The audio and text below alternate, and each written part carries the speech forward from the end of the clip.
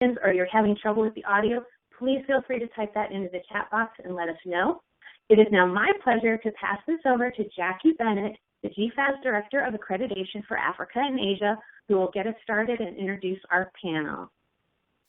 Thank you, Robin, and thanks everyone for joining us for this webinar on forming a successful funding relationship.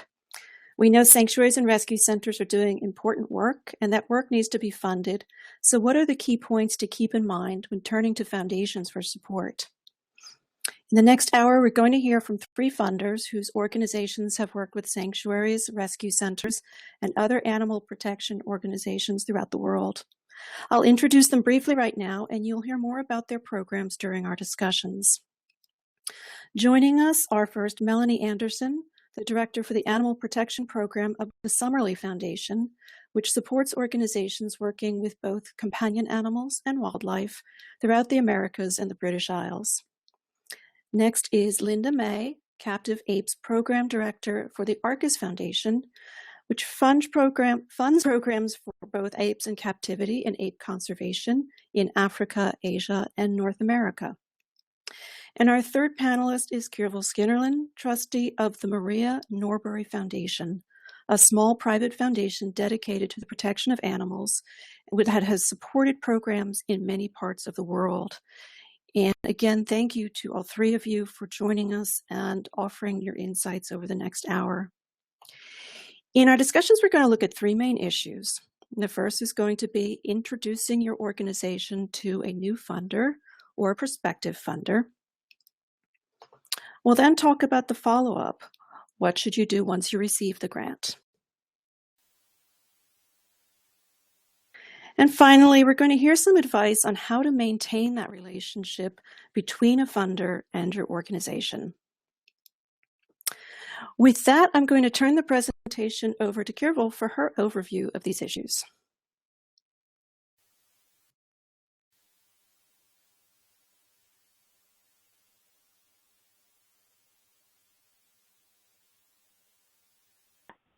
Kierval, I'm not sure if we can't hear you, so I'm not sure. Can you hear me now? Yes, now you're good. Sorry, I had my own mute button on. Anyway, I'm really happy to be here and looking forward to the webinar and to hopefully a little bit of discussion at the end. So my first slide is titled, Are You Ready? And really, I think one of the first factors to consider is whether your organization really is at a point in its capacity that it's ready to engage with the foundation community. There's a lot more scrutiny up front of grant applications and a lot more follow-through required to implement a grant than is the case when you are getting money from an individual donor. So some of the things that I look at to help determine whether I think the organization is really at a point that is able to manage a grant is whether the organization has a clear and compelling vision and mission and long-term goals. And I usually look at the website to find that. I look for an annual report that's being produced on the accomplishments of the organization and its finances. Again, usually I will look on the website for that. I like to see a strong and independent board of directors that oversees and guides the organization. I'm looking and assessing the ability of the organization to implement a project and track its finances and the ability of an organization to meet the reporting requirements. So these are just some things I think you should think about before you approach a foundation to make sure that you are at a level of maturity and sophistication that you can manage a grant should you receive one. Next slide. Next thing is it's important to do your homework and research the foundations that you're interested in before you make an initial approach to any particular foundation. So some of the things that you need to find out is whether in fact the foundation does fund overseas. A lot of American foundations do not. It's good to find out whether it's funded similar projects to the one that you have in mind. And I'll mention in a minute how you can do that. And then need to find out whether or not the foundation accepts letters of inquiry or applications. A number of foundations do not, and sometimes there's ways you can come in the back door if you have connections, if the foundation doesn't accept applications. So some of the ways to get this information are the websites of the foundations. There are two organizations, one called GuideStar and one called the Foundation Center, that have databases of the tax returns that foundations are required to file with the U.S. government every year. These are called the 990 private foundation tax return. And these tax returns are public information. GuideStar has them on their website, as does the Foundation Center. And so on these tax returns, you can find out the mission of the organization, of the foundation, and a list of who it has funded in the prior year. So they're a really good source of information. Then another way to find out whether foundations would be interested in the kind of project that you have is looking at the annual reports of organizations that are similar to yours. So in other words, other charities. And if you look at their annual reports and find out what foundations are funding them, you can kind of narrow your search, because if a foundation has funded an organization similar to yours, it's a greater probability that they would fund you. So next slide. So the next issue is to make sure that you have a suitable project. Foundations prefer to fund clearly defined projects that have a specific scope of work and a budget. Very few foundations fund sort of open-ended or general types of projects, what I'm calling general operating support. So they're not going to come in and just fund like a portion of your salaries for a period of time. They want to see a discrete project that has a clear set of goals and tasks and expected accomplishments. You will be required to track expenditures related to the project, so it's important that you have financial systems that allow you to do that. And we're going to talk in a few minutes about a particular type of grant requirement or contract called Expenditure Responsibility, which is something, it's a tool or a contract that's actually required by the United States Internal Revenue Service of foundations when they give to overseas organizations that don't have charity status within the U.S. And Melanie is going to go into those requirements in some detail. Next slide.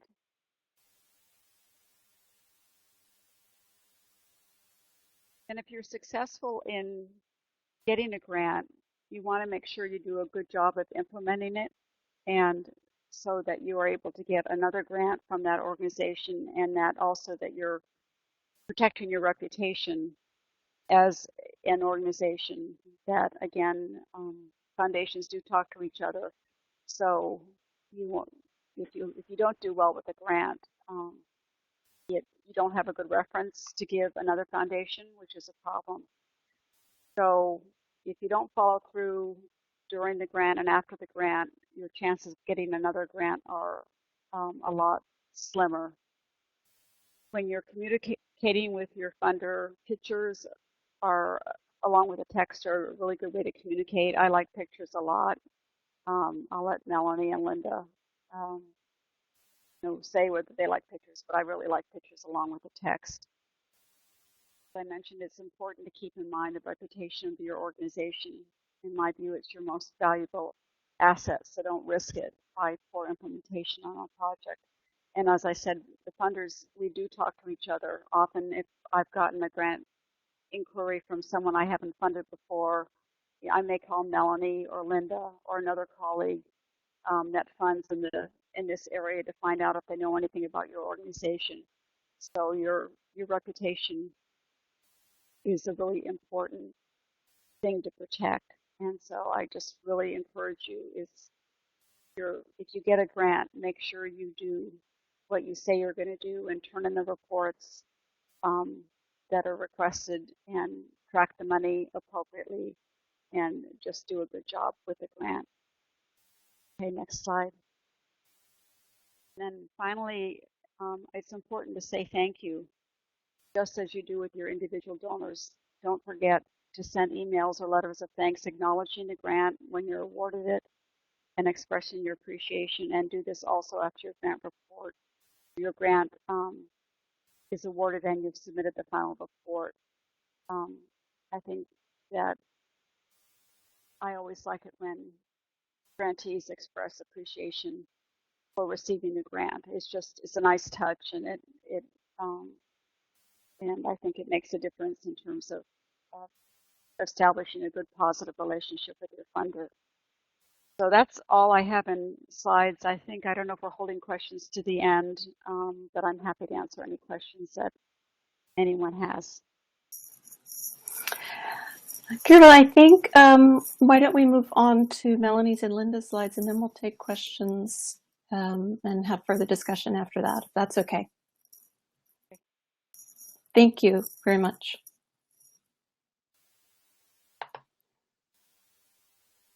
And Melanie, I know you are going to talk about what expenditure responsibility is and what it means for the funder and for the grantee. Yes, thank you.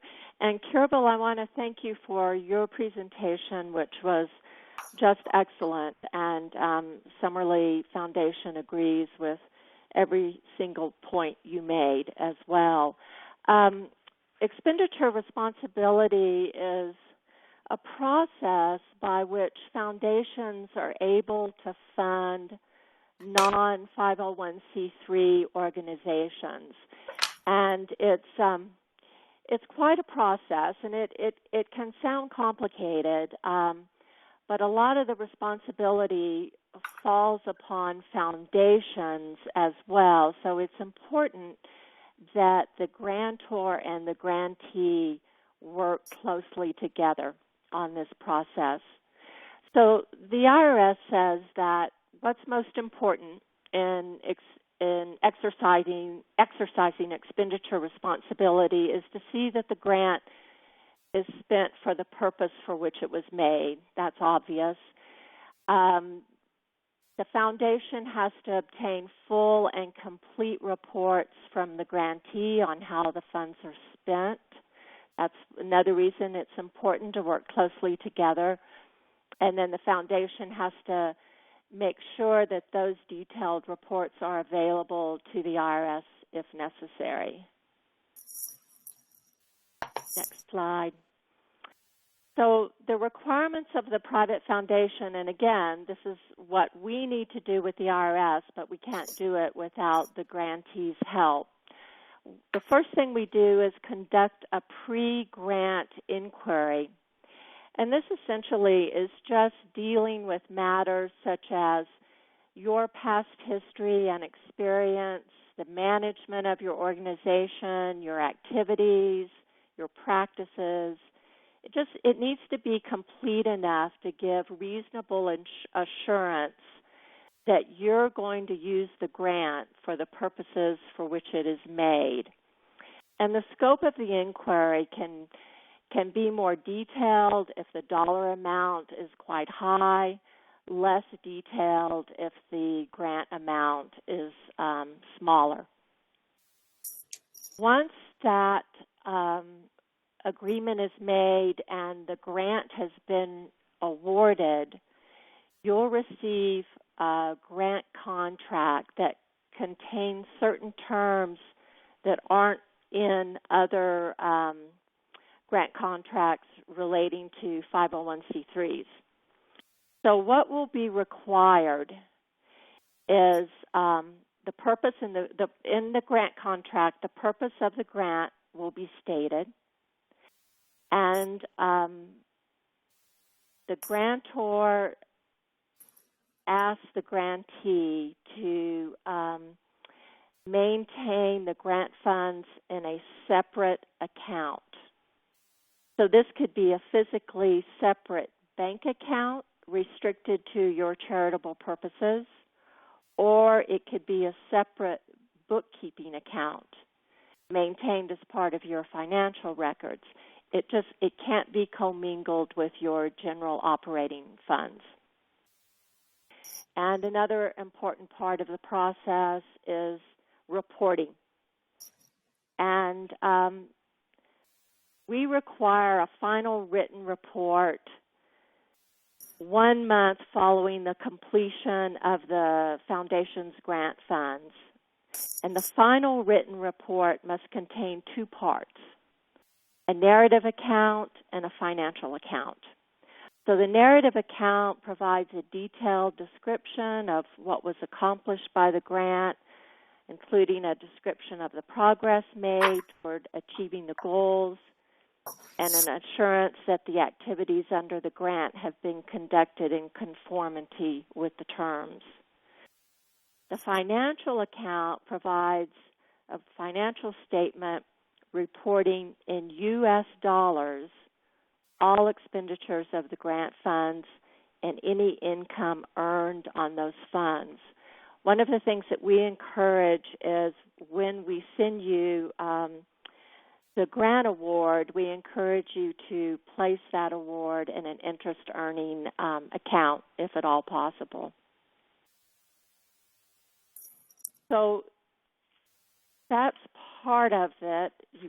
We've talked about record maintenance and inspection. So you must maintain records of receipts and expenditures. And one of the odd things in Expenditure Responsibility contract is a section called Prohibited Activities. And basically this just states that you carried out the grant terms as required, and that you didn't use any of the funds to carry on propaganda or to influence elections or politics. And then the other thing is certification of grantee. And what this is you signing the grant contract, you affirm that you do not deal with entities or individuals whose names appear on any list of the U.S. government or the United Nations or the European Union, identifying it as having links to terrorism or money laundering. And this came into effect, of course, after 2001. So these basically are the requirements. If for some reason the grantee fails to comply in some way, then the foundation is required to take action, and usually that's in the form of requesting any unused grant funds be returned or no further funding.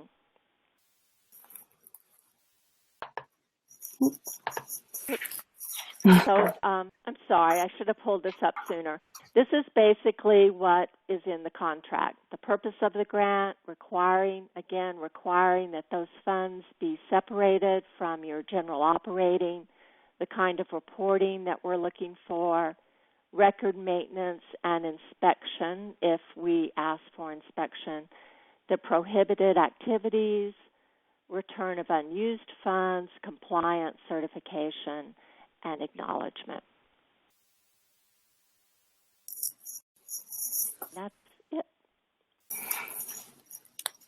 Thank you so much, Melanie, and this has been great information. We may have some questions about it, but we'll turn it over first to Linda, who will talk about eligibility and characteristics of successful funding requests to Arcus Foundation.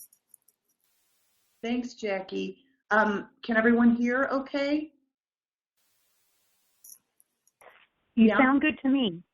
Great, thank you for that. Kerval, your presentation was excellent, and I think rather than repeat many of the things that you had included, I kind of took a little bit of a different angle on this, and most of the organizations on the line are quite familiar with Arcus Foundation and its support of captive aid programs in Southeast Asia. So I thought just to quickly put together 2 slides, and Melanie, thank you also, because we certainly exercise expenditure responsibility at Arcus Foundation as well. So all of those points that you made also apply to any Arcus Foundation support that might go to a public charity that has not been recognized by the IRS here in the United States. So thank you both for that. So just briefly to run through Arcus eligibility for actually,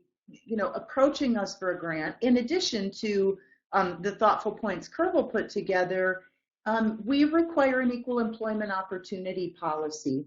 You can find more about that on our website, but it basically states that you won't discriminate in your hiring based on categories of sexual orientation and gender identity. And that's important to Arcus Foundation because we also have a program, a global social justice program that focuses on LGBT issues, rights, and we work across a number of different countries on that. So we require that from all of our grantees.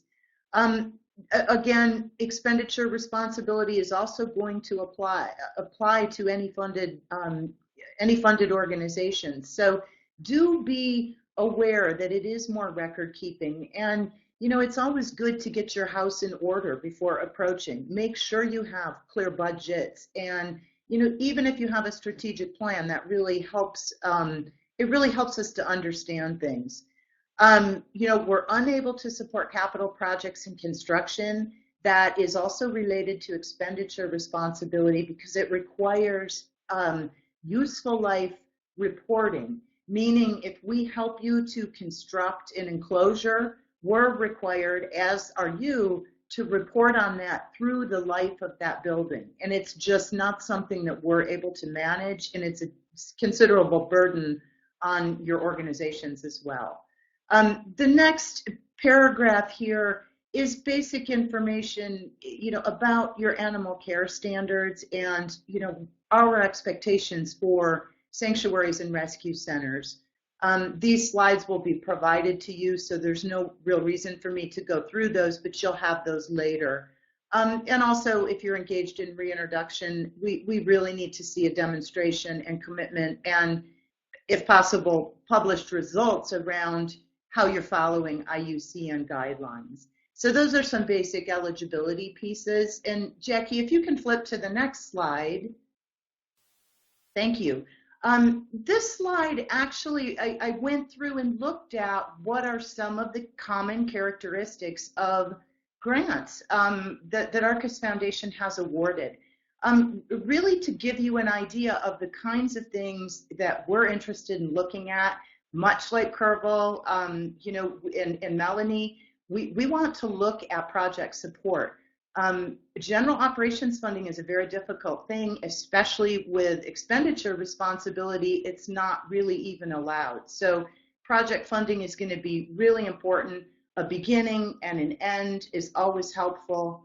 I think especially in an initial conversation, you want to look at a perhaps even a one-year project, something discrete that allows us to work with you, get to know you, and consider how we might develop a partnership together, for future funding. I think we're also, another characteristic is really improving standards of care. That seems to be a common thread through most of the requests that come to us, and we're quite supportive of that. We also look for collaboration and partnerships with other organizations that are working in your area or region. If there's conservationists in your area, perhaps sharing information could really help to improve the situation there where you are. Just even about maybe even where apes are being held and that type of thing. So there are also researchers, community members, government. All of those relationships are important to us. We like to know that those are in place and that you work collaboratively to solve issues. Our funding dollars go a lot further when that's the case. And I think the other real common characteristic is that the requests come to us as part of a thoughtful and really clearly presented approach to long-term work. It's very difficult for us to react to emergencies. We really want to see a long-term plan, across your program. Foundations, private foundations, and I think Kerbal and Melanie would would agree with this. It's for funders in our situations, it's very difficult we want to avoid creating a dependency situation on a private foundation. There's, foundations change their strategies. We change our approaches. This happens, and when you become dependent on a foundation's grant, it puts both the funder and the organization really at risk. So it's very important to do that. And share with us if you have other funders and have worked to gather funding before you approach us. That's also something that generally can really strengthen a request and consideration of that request. Another common characteristic, and I think this is a really important one, especially where GFAS comes in, is that we're always looking for outcomes within a request. They don't all have to be related to this, but certainly some attention to organizational sustainability. So that could be through a planning process. That could be through fund diversification training, development planning. It could be building support for your in-country staff so that they can become a little bit more proficient at development activities. And perhaps there's some training in finance or some of those types of activities. Those are also characteristics in these funded grants that I looked at just this week. Again, GFAS accreditation and verification, it, in my opinion, always strengthens our consideration. We have a difficult time visiting your sites. An independent review of your operations, your animal care, and especially if you're looking at accreditation, your organizational infrastructure and sustainability. Those are really great things. And even if you're not currently in application process with GFAS, but you're working with them to build, to use their toolbox to help build some of these areas, I think that also strengthens consideration. We know that not everyone is able to meet accreditation standards out of the starting gate. So working towards those goals really helps to strengthen a request. And then finally, publishing and disseminating and sharing the results of your project with others within the sector and outside of it, with funders, that also really strengthens consideration. ARCIS is really focused on helping to build an effective movement. And the more we share this information, among ourselves and outside of ourselves to the external world, that builds more support for these issues. So that's really it. I think, for a lot of detailed information, you can visit our website and also to submit a request. But I think those are some key pieces we look for. And perhaps Kervil and Melanie also look at some of these items and really look at requests that help you get from one point to a better place, really, in all of these areas. So that's really all I have. Thank you, Linda. That was fantastic. And so we're going to go to questions now. As our panelists know, I have a few areas of discussion questions that I'd love to follow up with them, and we'll do that. But while we're doing that, I would encourage anyone listening to type in questions they have, or Robin, if you have other instructions that you want to give for receiving questions. No, that's great. If everybody can go ahead and type your questions into that chat box. If you do happen to be only on the phone line, we may have one person where that's the case, you can feel free to email your question to Robin at sanctuaryfederation.org, and I will pass your question along on the phone. Thank you, Jackie. Thanks, Robin. Well, one question I had listening to everyone, I kind of want to get a little more insights into what you see as common mistakes and do's and don'ts. And Linda, you listed some factors that might strengthen consideration of an application. I was curious to hear both from Kervil and Melanie if there are other points that you wanted to add. I know you must look at a lot of funding requests, and you can't meet all of them. But what are the things that jump out that kind of makes an organization stand out from the others? This is Melanie. for us, we actually require GFAS accreditation or verification before we'll even consider funding. And verification is fine. And even if you're in the process and you're not verified yet, but you're in that process, we'll take a look. And we'll also consider giving you grant funds. If there are a few things you need to do in order to be verified, we'll help you get to that point. But that's critical to us. As Linda said, it's hard for us to do site visits. So having that independent review is critical to Summerlee Foundation. And we want to see that at a minimum verification, and we'll also give funding to help you get to that point. Thank you, Melanie. Oh, go ahead. Is that Kerval? Yeah, so I agree with that. The Norberg Foundation is tiny, and so there's no way to make site visits. So I rely on information that I can get from my desk. So GFAS certification or being in the process is helpful. I rely a lot on the websites of organizations, and you'll find I find a lot of organizations don't keep their websites up to date. I know for individual funders, maybe they go to Facebook or look there, but I rely on the website. So really encourage you to have a good website and have up-to-date information on that website, like your annual report, information about your board, good information about if you've got goals and a vision and mission, to have that on your website, because that's part of the way I check out organizations.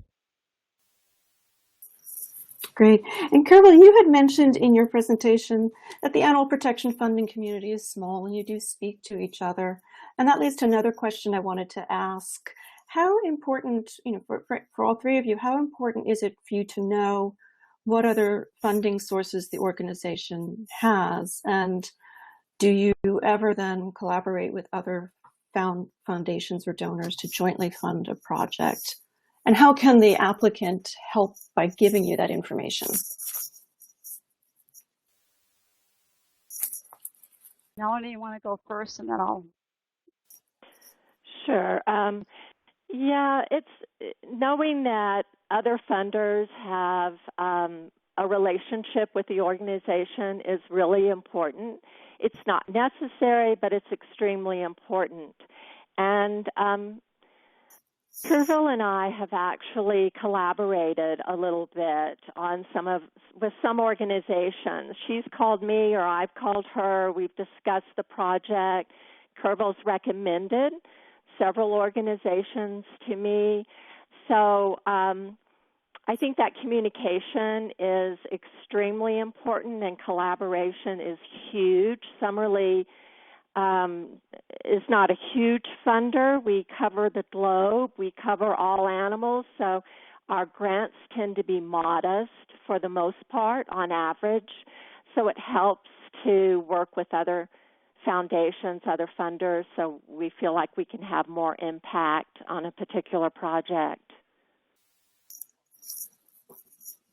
Great. Kerval or Linda, did you want to add to that one? I should say it's important to me as Kerval.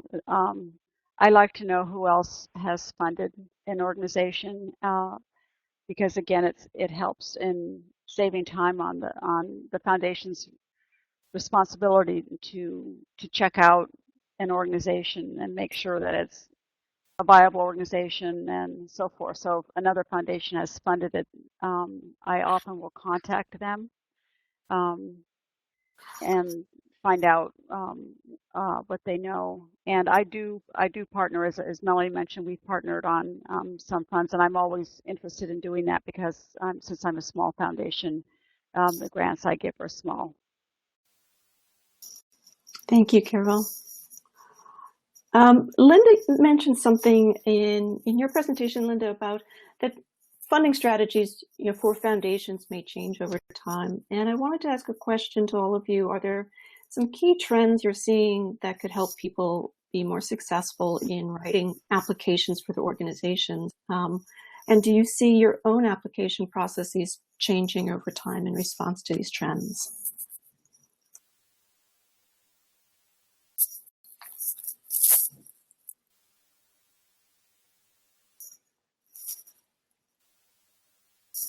I'll ask Linda, since I was drawing on your slide, if there's any comment you would want to make on that.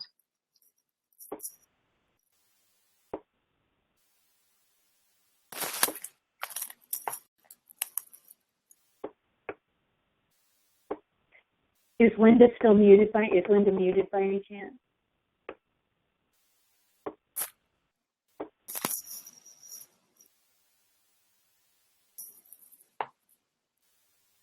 Well, that's okay. We can move to the next question because I see we have a couple in the queue. Robin, did you want to read those, or I can go ahead and do that? If you want, you can read them off, or let me know if you want me to. Either way. Why don't you go ahead? Okay, perfect. We had a question from Lawrence asking, said, I find a lot of great foundations that align with our mission statement, but they don't accept unsolicited proposals. Is it still worth writing to them, or is there anything we can do to build a relationship? So this is Carol. I'd be happy to answer that because I'm one of the foundations that doesn't take unsolicited applications. So, and I'd be interested in Melanie and Linda's comments also on that, even though they both have application processes. I still look at things. I just, because the Norbury Foundation is so small, there was a decision made early on that there wasn't going to be an application process sort of open to the world because too much time would be spent in reviewing applications. And the funding areas we have are fairly broad, so we thought we would just be inundated with applications. But I do, if someone writes to me or emails me, I will look at it, and I have funded a number of organizations that way. I don't know for other larger foundations if they do that or not. I'd be interested in what Melanie and Linda have. But as I say, if you're going to send something to me, don't send me a whole lot of stuff, but just like a brief project description and a little bit of information about your organization, and then I can let you know that I'm interested or not. Great, thank you. Melanie, did you want to comment? I do. Yeah, before we will review a proposal, Summerlee requires that you contact me either via email or telephone. So I think that's really important. We do accept unsolicited proposals, but you have to contact me first so we can have a discussion about it. And you can email me with your questions, and then I may ask for a further telephone conversation so we can discuss. And part of that is that pre-grant inquiry that Expenditure Responsibility requires. So I can get to know you a little bit better, know your organization a little bit better before I invite you to send a proposal, because, again, a proposal is a lot of work. Expenditure Responsibility requires a lot of reporting. So I want to make sure that it looks good and it's something that Summerlee would be interested in funding. I think it's important to always contact the foundation first. Thank you, Melanie. And I'm going to ask if Linda can, she was trying to talk, but we couldn't hear her, so she may be having a bandwidth issue. I'm going to see if we can get her back on the line. Okay, we're still not hearing her. I think Linda might call in. While she's doing that, I'm going to go ahead and pass along the next question that we have. Delphine asks, although Bluetail is registered as an NGO in France, they are in the process of becoming a limited company in Thailand to facilitate activities and funding. Could it be a problem for them to be a consultant company to receive funds from overseas instead of being an NGO?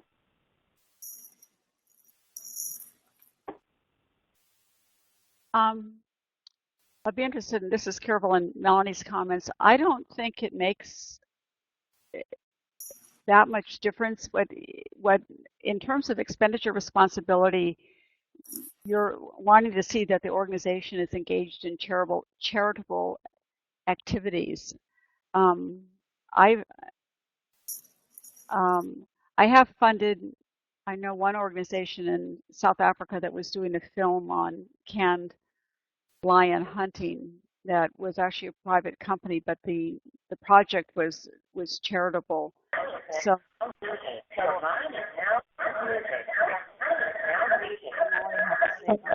I'm sorry. I'm going to jump in.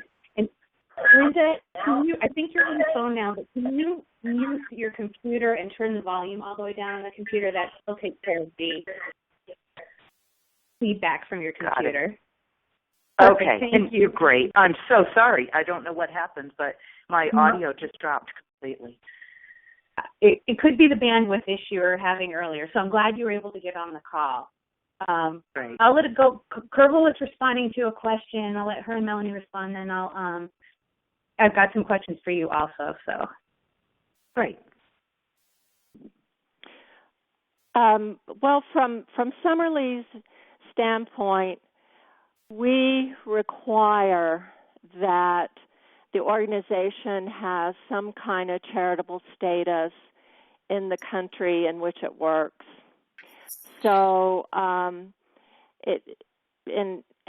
also it's interesting because Kervil and I both funded this particular documentary, but Summerlee required that she have a fiscal sponsor that had charitable status before we could fund them.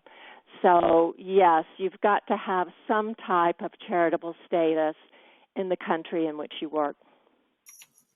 Melanie, that's a Summerlee requirement as opposed to an expenditure responsibility. You're exactly right. That's a Summerlee requirement. great. Thank you both. Let me pass along the next question to all three of you. How likely is a foundation to fund outside their priority areas? For example, would ARCIS ever find a project compelling enough to fund outside of grade 8? Oh, well, I guess that question is for ARCIS. We really stick within our grade 8 program. It's just not possible. Now, it doesn't mean there aren't situations that sometimes do positively impact other species or, that type of a thing. But we're really looking for impact around grade 8. So it's in our case, it's very unlikely. We just can't. We're limited with our funding, and so we really find we stick with our program areas in order to have the best impact. Thank you, Linda. And I don't know, Melanie or Kervil, if you had any comments also? Yes, from Summerlee's standpoint, yes, we will do that. We like to fill a niche. We like to go places where no one else has gone. So if it's compelling enough, if this particular animal or species is incredibly endangered or there's high exploitation, then we'll take a look at that. If it's not in our priority, and certainly we've done that in the past. We've taken on crocodiles, we've taken on sharks, we've done a number of reptiles and a number of animals that aren't listed as our priority species. So again, if it's compelling enough and we feel like your organization is really going to address the issue and we can have impact, absolutely. And Ms. Kervil, I would say pretty much the same as what Melanie said. If it's a compelling project, then I'll look at it. Great. Thank you all for your responses. That's all the questions we've gotten in the chat so far. Jackie, if you had any other questions or comments? Sure. Well, if anyone else has a question, please do type it into the chat box. But I had a couple of questions that I wanted to ask the panel. First, about reporting and what you see as common mistakes people might make in their required grant reporting to you. And as part of that question, I'd be interested in what you think is the best way for a grantee to address a situation where their project outcome does not meet what was anticipated when they wrote the grant.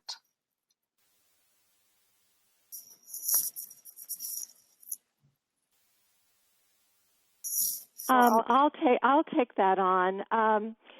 We've actually had that happen before, and I think what's important, at least from Summerlee's standpoint, is that there's good communication, honesty, forthrightness, and trust. And I think it's important for the grantee to work closely with the grantor and have open communication about what's happened, why it may or may not have worked out, or unintentional consequences. And we don't punish that. Sometimes we come up with a project, we think it's going to be great, we think we know how to address it, and it turns out to be something totally different. So we're open to that. I think what's most important is good communication, open, honest communication, and a good level of trust. Thank you, Melanie. Carol or Linda, did you want to add something? This is Linda. Yeah, I can jump in there. I actually have to agree with Melanie on that. We know that people are working in circumstances, in some cases, that are pretty incredible. So, things are going to happen that are going to take your projects off timeline and off track, and perhaps, other factors that are completely out of your control. And so I think communication is really very much the key. And the sooner you know about it, the better, because there are opportunities to revise and, adjust outcomes if you find there's a different direction or that you may not be able to meet those. So we consider, like Melanie had said, we consider these partnerships, and we really try to build enough trust that you're willing to come to us and tell us when something didn't go quite right. We really try to be understanding of that and offer some sensitivity to that and work around the issues with you to solve it. So. Great, thank you so much. And a question, Carol, did you want to add, or should I go on to the next?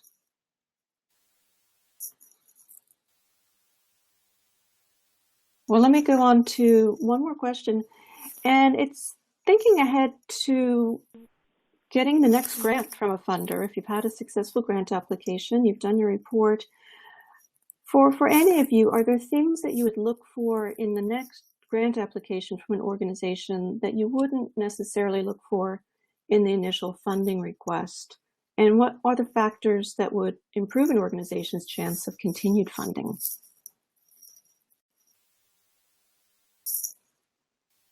Well, I think what improves the chances for continued funding, again, is having that close relationship, good, open, honest communication, and as Linda called it, a partnership. I think that is the key to building the possibility of more grant funding.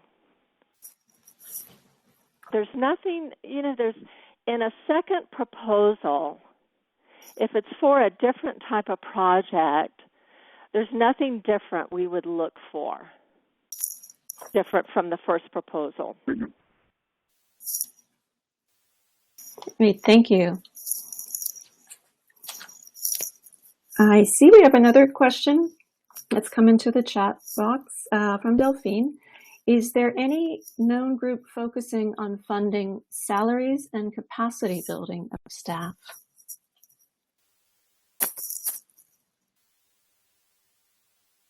From Summerlee's standpoint, we have a hard time doing that with international organizations, simply because it's difficult to oversee. We do general operating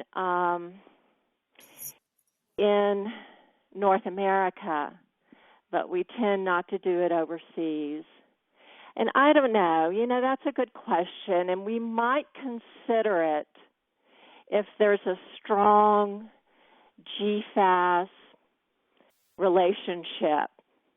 We might consider doing that.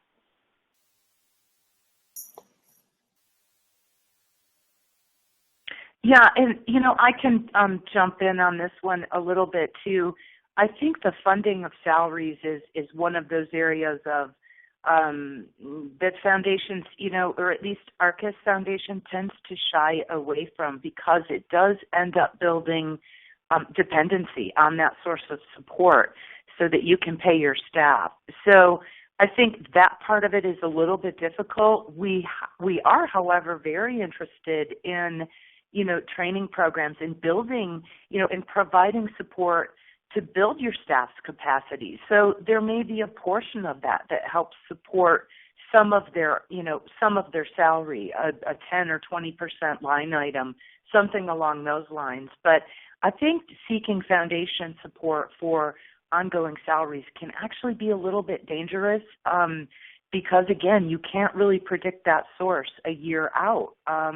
And I think it can put your organizations in some challenging situations. So you might think about your general operations support coming from, a more diverse set of funding so that it's not in peril if it shouldn't be renewed for some reason. Yeah, I agree with Linda. We might consider it for a year or two, but we wouldn't go beyond that. Yeah.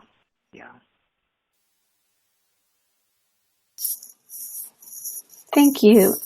I have one last question from my list. And, we often see organizations headed by one person, perhaps the founder, who's really the face of the organization and wears many hats, including handling all relationships with funders.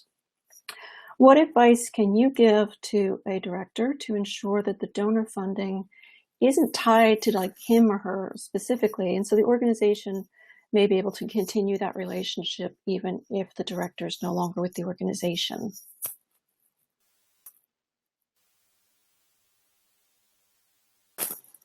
I can jump in on that one, Jackie. This is Linda.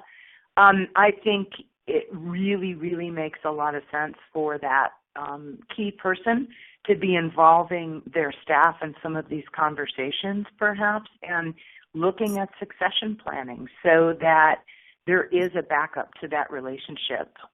In the African sanctuaries, they actually call this the bus factor, meaning if you're hit by a bus, what's going to happen to the organization the next day? And so I think thinking about building those relationships now, there's no reason your next in line can't be a part of those discussions and copied on your correspondence and really able to understand that relationship and attend meetings and phone calls and that type of thing. I think that's always really helpful, and I think many of you have strong volunteers that could also perhaps help in playing that role to offer some continuity, especially, if something does create a situation where the director is out of touch for a month for some reason or that type of thing. So I think that's always a really beneficial thing, Jackie. So it's good that you mentioned that. Yeah, I agree, and that's one of the reasons we won't look at a proposal unless there's verification or accreditation, because I know that GFAS requires succession planning, and that's important.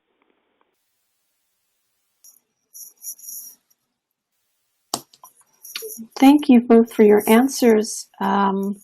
I don't see any more questions in the chat box, but we have a few more minutes if anyone wants to type something in.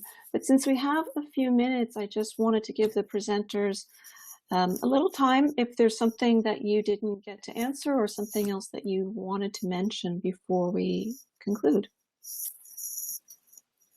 This is Linda. I just want to add a quick bit in here because I think I missed one of the questions.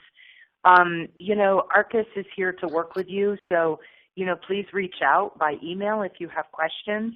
You can also start an application or a concept note by going through our website. and presenting information that way. But, either way for an initial, outreach, just let us know you're out there and what your thinking is. And, it's my job to help you in succeeding. With an application, we try very hard to not raise expectations by starting you through a process if we don't feel quite confident that you're a good fit for us.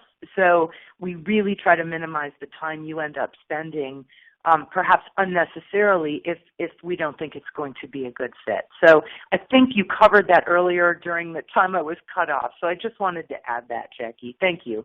Thank you, Linda. Kirval or Melanie, was there any final thoughts you wanted to share with us? No, I don't think so. Again, we fund a wide variety of species across the globe. And if you're interested in making an application to us, just send me an email first and we'll go from there. Thank you, Melanie.